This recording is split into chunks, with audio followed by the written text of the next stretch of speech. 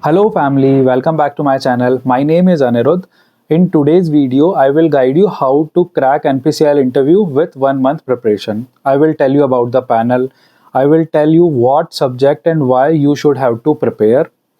और लास्टली मैं आपको एक 100 क्वेश्चंस की लिस्ट दूंगा जो मैंने ऑलरेडी सेलेक्टेड कैंडिडेट से कलेक्ट की है। एडिशनली मैं आपको मेरा भी एक्सपीरियंस बताऊंगा जब मैं सेलेक्ट हुआ था तब मेरे से क्या क्या क्वेश्चंस पुट अप हुए थे। एनपीसीएल की पैनल में यूजुअली 5 to 7 मेंबर्स होते हैं और वो लोकेशन टू लोकेशन वेरी करते जाते हैं। इसमें एक एचआर होता है, बाकी सारे सीनियर साइंटिस्ट होते हैं जिनको अपनी सब्जेक्ट पे बहुत अच्छी कमांड होती है। यूजुअली इंटरव्यू 25 से 45 मिनट्स तक चलता है और स्टार्टिंग से ही वो बोलते हैं आप आपकी फेवरेट सब्जेक्ट लिख दीजिए और क्वेश्चन मेजरली उसके अराउंड ही रिवॉल्व होते रहते हैं। डिफ़िकल्टी लेवल 0 से धीरे धीरे धीरे बढ़ता है और जहाँ पे आप आंसर नहीं कर पाते वो वापस एक स्टेप डाउन होते हैं और आपसे ईजी क्वेश्चन पुटअप करते हैं, फिर आपका लेवल वापस बढ़ाने लग जाते हैं। एनवायरनमेंट बहुत फ्रेंडली होता है, जब आपको क्वेश्चन नहीं आते तो वो आपको फिर से सपोर्ट करने लग जाते हैं और आपकी भी हेल्प करते हैं। अब आता है $1 million क्वेश्चन कि आपको कौन कौन सी सब्जेक्ट तैयार करके जानी चाहिए। तो ये 6 मेजर सब्जेक्ट आपको करके ही जानी है। Basic thermodynamics, RAC, power plant, heat transfer, not heat and mass transfer, fluid mechanics and strength of material. ये 6 सब्जेक्ट मैं आपको इसलिए बोल रहा हूँ क्योंकि वहाँ पे जो इंटरव्यू लेने वाले हैं वो है थर्मल डिवीज़न के सारे एक्सपर्ट, क्योंकि एनपीसीएल थर्मल डोमेन में ऑपरेट होता है और वो सारे साइंटिस्ट प्लांट के टच में रहते हैं। तो उनकी लास्ट बहुत सालों का एक्सपीरियंस इन्हीं फील्ड में है, तो वो चाहते हैं आप इसी में तैयार करके आए। और अगर आपने कुछ और सब्जेक्ट भी बोल दिए तो पास्ट रिकॉर्ड ये बोलता है कि आपके क्वेश्चन डेफिनेटली इसी से पुटअप होंगे। तो आपको कुछ और भी तैयार करके जाना है तो आप पहले ये 6 सब्जेक्ट तैयार कीजिए, उसके बाद टाइम मिलता है तो कुछ और तैयार कीजिए, पर ये तो करके ही जाने हैं। अब क्वेश्चन आता है कि आप प्रिपरेशन स्ट्रैटेजी कैसे रखें कि आपका 1 महीने में हर चीज़ कवर हो जाए। तो आपको यहाँ पे रिवर्स इंजीनियरिंग काम में लेनी है। आपको पहले क्या करना है, सबसे पहले जो प्रीवियस ईयर में आस्क क्वेश्चन है एनपीसीएल के इंटरव्यू में वो सब तैयार करके जाने हैं। और वो कहाँ मिलेंगे, मैंने नीचे डिस्क्रिप्शन में 100 क्वेश्चन डाल रखे हैं, पहले आप उस पर फोकस कीजिए। जब आप वो क्वेश्चन पढ़ेंगे तो आपको जो चीज़ें नहीं आएगी तो आप अपने नोट्स रेफर कीजिए। आप जिस भी इंस्टीट्यूट में पढ़े हैं वहाँ के नोट्स को रिग्रेसली पढ़िए। पहले क्वेश्चन देखिए, आंसर करने की कोशिश कीजिए, होता है बढ़िया, नहीं होता है आप आपके नोट्स पढ़िए। आप ये पहले पूरे प्रॉपर क्वेश्चन तैयार कीजिए, उसके बाद आप आपके दोस्तों के साथ मॉक दीजिए, 1-2 मॉक की प्रैक्टिस कीजिए। आप जैसे ही वो मॉक्स अच्छे से दे पाते हैं उसके बाद आप जाइए बार्क के प्रीवियस ईयर क्वेश्चंस पे, आप उनको थोड़ा रिगरसली पढ़िए, क्योंकि पैनल मुंबई में तो ऑलमोस्ट सेम होती है बार्क और एनपीसीएल की। जब आप ये सब कवर कर ले उसके बाद गो फॉर द बुक्स। आप पीके नाग या फिर आपको सेंजल जो भी अच्छी लगती है आप उस पर फोकस कीजिए, उससे थोड़ी इन डेप्थ नॉलेज लीजिए।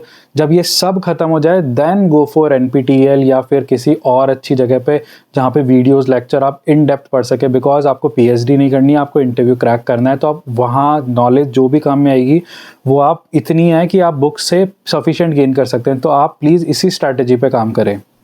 अब आपको सब्जेक्ट भी पता है, अब आपको स्ट्रैटेजी भी पता है। अब हम डिस्कस करेंगे थोड़े इंपॉर्टेंट मेजर सेक्शन जो आपको डेफिनेटली पढ़ के ही जाने हैं। जैसे फॉर एग्जांपल आपको थर्मोडायनेमिक्स पढ़ रहे हो तो आपको इसमें सबसे पहले सारी लॉज पढ़ने हैं, सारी साइकिल्स पढ़नी है, उनके पीवी कर्व, उनके टीएस कर्व, उनके एंथैल्पी कर्व अच्छे से पढ़ना है, थ्रॉटलिंग के बारे में अच्छे से पढ़ के जाना है। या कांस्टेंट फ्लक्स आता है तो आपको कैसे ही प्रोसेस होती है, आप एक आइसोलेटेड सिस्टम लेते हो तो क्या अजम्पशन होते हैं, तो ये सब चीज़ें आपको बहुत अच्छे से पढ़ के जानी। मुझसे इंटरव्यू में पूछा था कि आप अजम्पशन बताओ एक आइसोलेटेड सिस्टम के क्या होते हैं और ऐसा क्यों रखते हैं, हम ऐसा क्यों डील करते हैं। उसके अलावा रिवर्सिबल नॉन रिवर्सिबल प्रोसेस या एक कांस्टेंट पाइप में पानी जा रहा है तो फेज ट्रांसफॉर्मेशन कर्व आपको बहुत अच्छे से पढ़ के जाना है। उसके अलावा आपको vaporisation, high grade low grade energy भी आपको काफ़ी अच्छे से पढ़ के जानी है। आप जब आरएसी पढ़ेंगे तो आरएसी में आपको वीसीआरएस साइकिल, आपको उसका साइकोमेट्रिक कर्व होता है जो हमको पूरा अच्छे से आना चाहिए कि आपको कांस्टेंट एंथैल्पी लाइन क्या है, ड्यू पॉइंट कहाँ पे है, आपका dry bulb temperature, wet bulb temperature कैसा है, ड्यू पॉइंट आप कैसे निकाल सकते हो। वो इनफैक्ट जिस रूम में बैठते हैं उसकी कैलकुलेशन पूछने लग जाते हैं कभी कभार कि एसी आ रहा है तो ये इनलेट आउटलेट, इसके अंदर जो रेफ्रिजरेंट होता है उसके एक बार आप वीसीआरएस बनाओ तो कहाँ पे कौन सा पॉइंट है, ऑपरेटर कहाँ पे लगा हुआ है।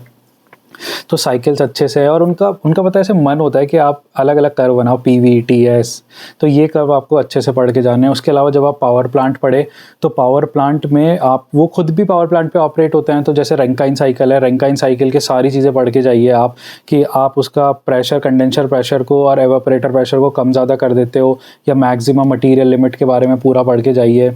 आप उसमें सेम, जब नीचे टेम्परेचर सेम रहता है पर सेम टेम्परेचर पे हम इंथैल्पी ट्रांसफ़र नहीं कर सकते, इंथैल्पी के लिए क्या क्या अजम्पशन होते हैं, ये सब चीज़ें भी वो बहुत पूछते हैं। फिर वो पूछते हैं कंडेंसर को बड़ा बना दे, छोटा बना दे, प्रेशर कम ज़्यादा कर दे, क्या वेरिएशन होगा, ये सब चीज़ें वो धीरे धीरे पूछते हैं। आइडल रीजनरेशन क्या होता है, हम स्टीम को कैसे एक्सट्रैक्ट करते हैं, तो हम उसको मिलाते कैसे हैं, फिर ओपन फीड वाटर हीटर, इन सब के बारे में पढ़ते हैं। तो ये सब धीरे धीरे चीज़ें, और कर्व्स तो वो पूछते ही पूछते हैं। मुझसे पूछा था कि रैंकाइन साइकिल बना दीजिए, रैंकाइन साइकिल के बाद अगर हम इसका थोड़ा टेम्परेचर बढ़ा दें ऊपर का तो हमारा वर्क आउटपुट क्या होगा, कंप्रेसर का या कंडेंसर का से रिलेटेड चीज़ें पूछी उन्होंने। अगर हम इसकी जगह पंप लगा दें, या कारनॉट और रैंकाइन में किसकी एफिशिएंसी ज़्यादा है, ये सब चीज़ें मैंने धीरे धीरे यहाँ पे मेंशन करी है, तो आप उनको स्पेसिफिकली पढ़ना। उसके अलावा जैसे हीट ट्रांसफ़र है, तो मेरे से वो पूछे कि मैं एमटेक कर रहा था IIT दिल्ली से, कि हीट ट्रांसफ़र ही क्यों बोला, मास ट्रांसफ़र पूछ लेते हैं। मैंने बोला सर मास मैंने पढ़ा नहीं है। तो आप भी बोलते समय इस बात का ध्यान रखिए कि आपको हीट ट्रांसफ़र बोलना है, हीट एंड मास ट्रांसफ़र नहीं बोलना है। उसमें मेरे से पूछा क्रिटिकल रेडियस ऑफ इंसुलेशन, उसका डेरिवेशन कर दीजिए। तो ये सब जो छोटी छोटी चीज़ें हैं वो मैं आपको इसलिए बता रहा हूँ कि आप पढ़ते समय इन चीज़ों का ध्यान रखें। जो मैंने क्वेश्चन सेट दिया है उसमें ये सब चीज़ें हैं। जब मेरा इंटरव्यू हुआ था तो स्टार्टिंग में मेरे से उन्होंने अपनी फैमिली के बारे में पूछा, एमटेक के बारे में पूछा, फिर बोला एमटेक कर रहे हो, अगर हम आज जॉब ऑफ़र करें छोड़ दोगे? तो उन्होंने बोला सर एमटेक अगर मुझे अपॉर्चुनिटी मिलेगी तो मैं कंटिन्यू करते करते यहाँ पे ख़त्म करके आना चाहूँगा, पर अगर पहली ऐसी कंडीशन है कि मुझे आना ही पड़े तो मैं आ जाऊँगा यहाँ पे जॉब करने। फिर उन्होंने मेरे से ऑटो डीजल साइकिल के बारे में पूछा कि हम जैसे डीज़ल के अंदर पेट्रोल डाल दे, पेट्रोल के अंदर डीज़ल डाल दे, क्या होगा। उसके अलावा एक वो बेसिक सॉम तो आपको पूछते ही हैं, कैंटिलीवर बीम, वो आपकी नॉलेज चेक करते हैं कि आप कितना विजुअलाइज़ कर पाते हो चीज़ें। उन्होंने पूछा हम स्पून को मुंह में ले ले और उसके ऊपर लास्ट एंड पॉइंट पे हम एक एग रख दे, तो उसका आप डायग्राम बना के बताओ हमें, क्या मतलब कैसा रिप्रेजेंटेशन होगा शियर फोर्स, और इस सिस्टम को आप कैसे डील करोगे। तो वो सब चीज़ें हैं जो धीरे धीरे आपको मतलब आप ये क्वेश्चन सेट देखेंगे तो आपको आइडिया लगेगा कि किन चीज़ों पे मेजर फोकस रखना है। और इम्पॉर्टेंट दी मोस्ट चीज़, आपको फ्लूइड एंड फ्लूइड मशीनरी पढ़ के जाना है। वो पंप, कैविटेशन, NPSH कैसे होता है, क्या होता है, इन पे भी बहुत क्वेश्चंस पुट अप करते हैं। तो होपफुली आपको ये वीडियो इन्फॉर्मेटिव लगा होगा। मैंने मेरे बारे में भी बताया, और पर एक चीज़ है कि आप बहुत काम रहिए, क्लियरिटी के साथ आंसर दीजिए। आता है या नहीं आता है तो वो आपको बोथ ही केस में सपोर्ट करेंगे। नहीं आता है क्वेश्चन चेंज कर देंगे, वो जो मेन चेयरपर्सन होता है बोलता है क्वेश्चन दूसरा पूछ लीजिए इससे, ये इसको नहीं आता है। और आप क्लियरिटी से आंसर देंगे तो वो भी आपकी हेल्प करेंगे। मुझे लास्ट में उन्होंने फीडबैक दिया था कि तुम एक्सप्लेन सब कुछ कर देते हो बट तुम्हें क्रिटिकल टर्म्स याद नहीं रहती है। तुम बोलते हो ये वाला पॉइंट इसके लिए यूज़ आता है बट तुम्हें पता नहीं है कि ये पॉइंट क्या कहता है। तो मैंने बोला ठीक है, मैं याद रखने की कोशिश करूँगा। पर फॉर्चुनेटली मुझे बहुत अच्छे नंबर्स मिले। मेरा मुंबई में हुआ था और मेरा मतलब मैंने सेकंड बार दिया था तब मेरा सिलेक्शन हो गया था। तो आप भी अच्छे से तैयारी करें। कोई भी डाउट हो, कुछ भी पूछना हो तो आप मुझे प्लीज़ DM कीजिए, मैं इससे रिलेटेड सारी क्वेरी सॉल्व करूँगा। कोई क्वेश्चन नहीं सॉल्व हो रहा मैं उसके बारे में भी बताऊँगा। आपको जो भी डाउट है प्लीज़ कमेंट सेक्शन में कमेंट कीजिए, और मेरे चैनल को लाइक, शेयर एंड सब्सक्राइब कीजिए। और इस PDF को ज़रूर करके जाइए आप, और अपने दोस्तों को भी शेयर कीजिए ताकि वो लोग भी ये कर पाए। बाकी stay happy, stay connected, like, share and subscribe.